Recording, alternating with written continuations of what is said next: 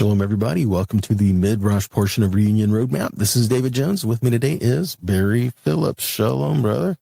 Shalom, David. So let me ask you a question, Barry. Mm-hmm. How do you feel when you hear your name?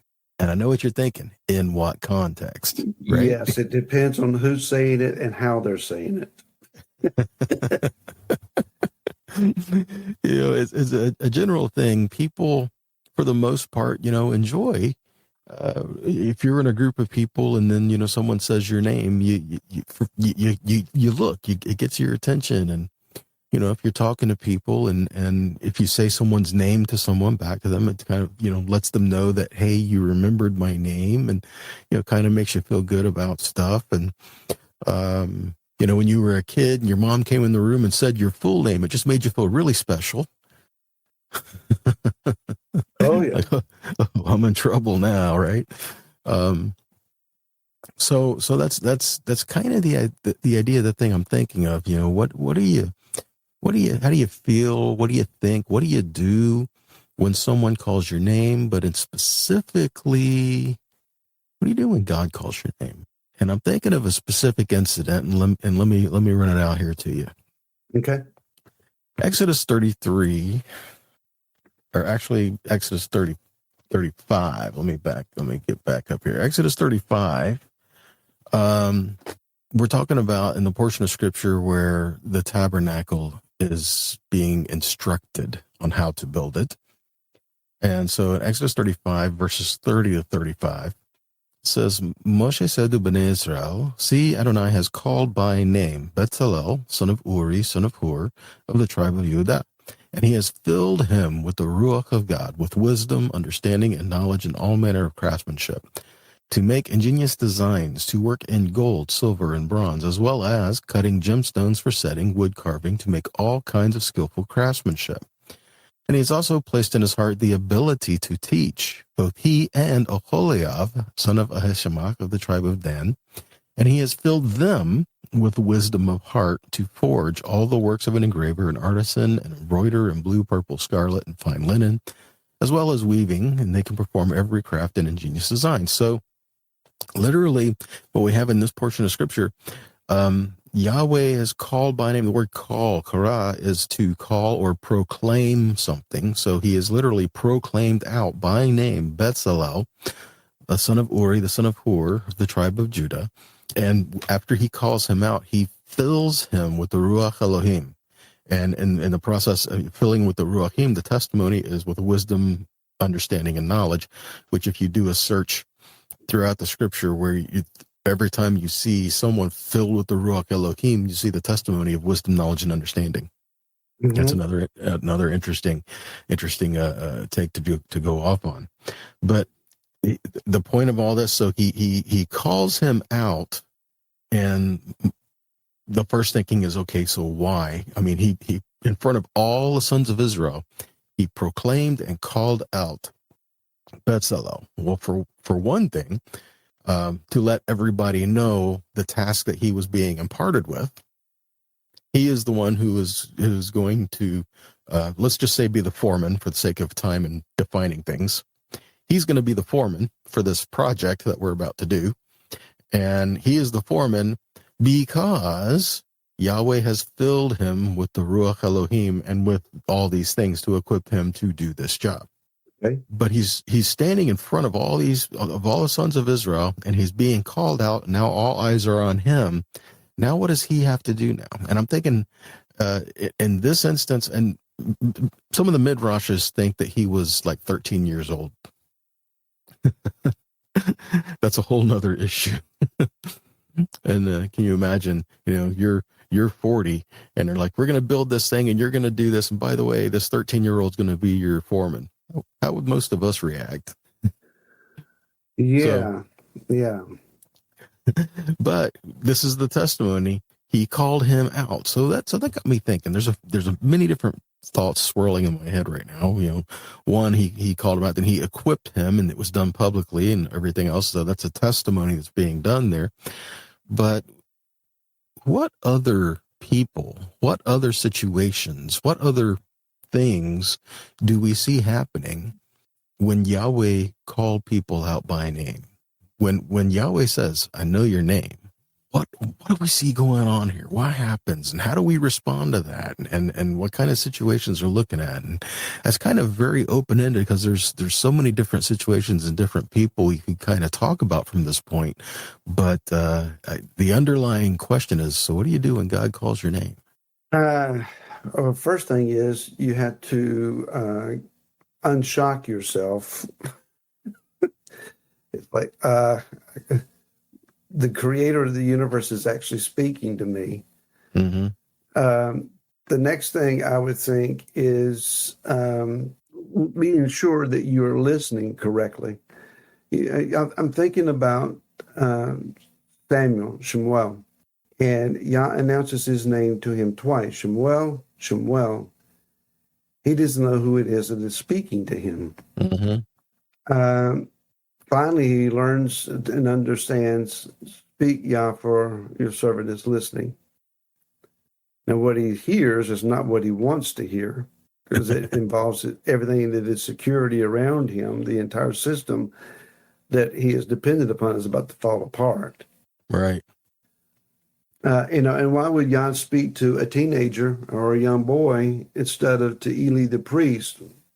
Because the only one that is willing to hear is this young kid. You're right. I think of David. Yah said, I called you from the sheepfold. Yirmiyahu, I knew you before you were even conceived in your mother's womb. And I'd already ordained that you would be a prophet. Yah knows us in a scary, familiar way. We have heard people probably quote quite often, he knows the number of hairs on your head. He knows you more than that. He knows you in your intentions. He knows you in your feelings. He knows you in your responses to future events. He knows everything there is to know about us. And he uses that, in my understanding, to, it's not manipulating and controlling us into things, but like Pharaoh, he knew the choices that Pharaoh would make before the situation ever presented itself. And he used that foreknowledge to work the entire process of the plagues for Israel's favor and the ultimate deliverance. Does that reduce us to being mere pawns in his plan? No, I don't. I think it's more than that. I think that Yah is looking for servants, and he will call servants by name because he knows us and has chosen us. He can also use those that are his adversaries, but I don't know that he is calling his adversaries by name. They're mere pawns in the plan. But for the chosen ones, we're much more intricately placed and much more strategic to him. So do I want to be just like a piece moved on a chessboard, or do I want to be the significant piece? I don't want to be a pawn. I want to be a rook or a bishop or, the king or queen. You want to be a significant piece to where when we move, things really, really happen. Yeah. I was reading recently, and I was trying to remember where I read it to properly quote it, but I can't remember. But the thought was, prisoners are acknowledged by their numbers. Yeah. People with relationship are acknowledged by their names. So the thought was, numbers is just very impersonal and like I said, prisoners, but a name is revealing, like when Yahweh calls his child, a name is a relationship, and it's what the Father has called us. And it's interesting how we see in these instances when he calls his people, it's never like when he's calling Shmuel, Shmuel, and he says, yes, Lord, I'm here, Hineni, here I am. And then Yahweh says, nothing. I just wanted to see if you're listening. I mean, no, he had a purpose. He said, I have something that I want you to do. And because of that, here's what's going to happen, but I'm going to equip you to go do these things. And I'm thinking, Isaiah as well, when he had that throne room moment, he's before the Lord. He says, I am undone, right? But he always says, okay, well, I've cleansed you. And then he says, who will I send? Isaiah says, send me, send me, send me. He had this personal moment with Yahweh, and so it was like right there with him, right in front of him. And I'm thinking even Moses, where in Exodus 33, 11 to 17, Moses says, he's talking to Yahweh, he says, you said that you know me by name and that I have found grace in your sight. And then a little further, Yahweh says, you have found grace in my sight, and I do know you by name.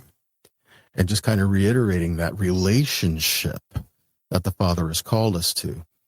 And so he knows us by name, so what do we do about it? And I guess this kind of leads back into a reciprocal relationship, not to get talking about conflict or conspiracies or anything like that, but he knows us by name. Do we know him by name? And I'm not talking about how you pronounce it. Just to kind of clarify, I'm talking about his character. Do we have that relationship with him where, like, I know him, like, I am my beloved is mine. He knows me, I know him. And that's the kind of thing I'm looking at. And because of that, he equips us for what he calls us for. A lot of different things in there. He called Bezalel and Aholiab, and then he equipped them for the task at hand. He didn't say, I chose them for this because they're good at it. He said, I chose them this because I equipped them. What's that mean for us? That is a key component to any of our walk before him, is that it's rare he calls us because we possess a certain skill or a certain tendency. He calls those who are willing to be qualified. So I heard not ability, but availability. Exactly. I mean, when he called me to proclaim his word, the context that I heard that in was, I've called you to preach my word. So for me, my understanding was I needed to stand up like the Pentecostal preachers that I knew. That was the only context that I had. And be able to proclaim the word in this rhythmic, fast-paced, emphatic, emotional, what we call, quote unquote, anointed preaching. I didn't know how to do that, but I sought him until that ability flowed through me. And it was once I realized how he wanted to do things, it was almost as if it were pushing a button or turning on a switch, almost. I mean, you still had to pray and seek him for it. But the ability to communicate is what's key. And I had to learn he can use me this way, he can use me that way. That is, sometimes you just stand and you teach. Sometimes you communicate around a kitchen table and you speak softly. Other times it is, you need to stand like a prophet and proclaim the word. We have to be willing to be taught, to be qualified, to be groomed and shaped, and understand he can use you this way and then he'll use you that way. Yeah. As you're talking, Barry, it makes me think, like David said, because you brought up David earlier, it makes me think, David, blessed be the Lord my God, that he teaches my hands to war. And my fingers to fight. Yeah. I mean, he taught us his ways and taught us his heart. And that had to be an intimate knowledge, especially for these ones that he called, because the ones building the tabernacle, they had to do it exactly to specific, instructions. Mm-hmm. And they had to know where they were going. So that's what the Father's called us to, I think, to know his heart and to be able to walk in it. Well, one thing we also need to learn is we're out of time. Yeah. Here we are again. Here we are again. Folks, thank you for listening. Thank you for Any questions and comments that you may want to send to reunionroadmap@b'nai-yosef.na.com. We'd love to hear from you. And until next time, shalom, David.